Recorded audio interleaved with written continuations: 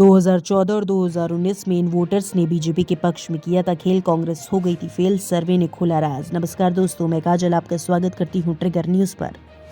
लोकसभा चुनाव 2024 में करीब एक साल का समय रह गया है। पीएम मोदी के नेतृत्व में बीजेपी लगातार तीसरी बार सरकार बनाने के लिए पूरा जोर लगा रही है। पिछले दो चुनाव से बीजेपी एनडीए सत्ता में है। दोनों बार बीजेपी ने अकेले दम पर ही बहुमत हासिल की थी। ये वही बीजेपी है जो 2009 और 2014 तक सर्वे में 200 का आंकड़ा नहीं छू पाती थी, लेकिन 2009 के बाद बीजेपी कैसे लगातार ऊपर आती गई, आइए समझते हैं।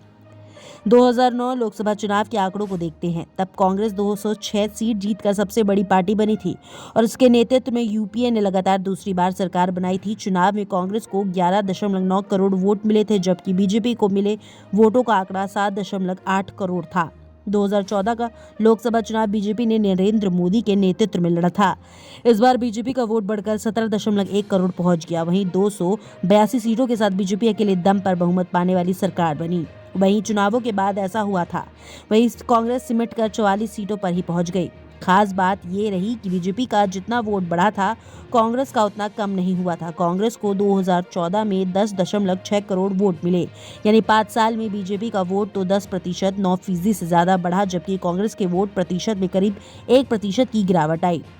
लोकसभा चुनाव 2019 में बीजेपी ने एक बार फिर ऊपर छलांग लगाई और उसके वोटर बढ़कर 22.9 करोड़ हो गए। 2009 से तुलना करें तो 2019 में बीजेपी को 14.1 करोड़ ज्यादा वोट मिले थे। कांग्रेस के आंकड़े देखें तो एक बार फिर उसका वोट 11.9 करोड़ पहुंच गया। सीटों की संख्या देखें तो बीजेपी को 303 वोट मिले, जबकि कांग्रेस 44 के नंबर से थोड़ा आगे बढ़कर 52 तक अटक गई। ध्यान देने वाली बात यह है कि 2019 में कांग्रेस को 2009 के बराबर ही वोट मिले थे, लेकिन उसकी सीटें 150 से ज्यादा कम रहीं।